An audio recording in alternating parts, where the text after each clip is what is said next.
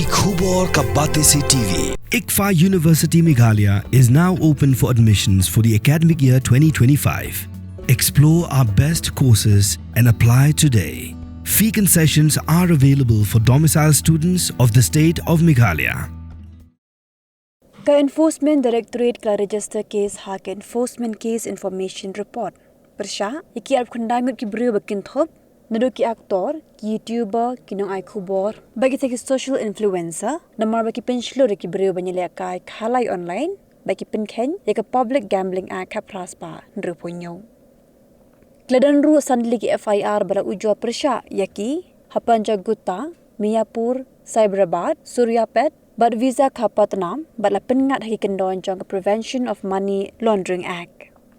Kini gibasya pengat kendon an, kini gibayo pisah hakador jong gajing penmana, lani gajing Pynshlur ki patba, banle ki kam Khalai, kum ka Jungli Rami, A23, G-Twin, Parimatch, Lotus 365, baki we paki kam Khalai.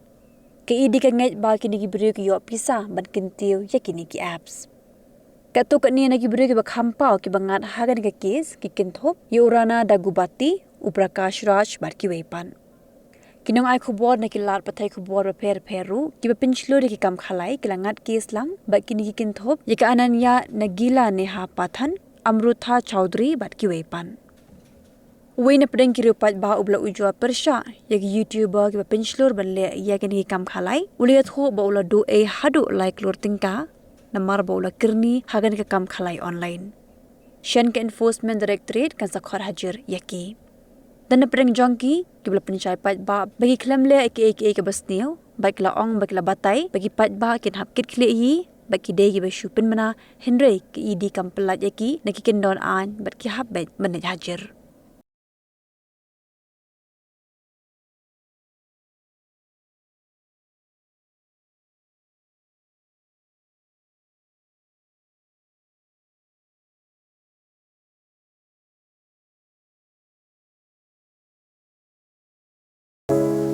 From the hills of the east, a new voice rises.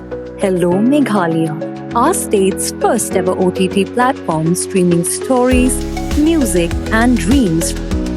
From folklore to films, beats to breakthroughs, this is where culture meets creativity.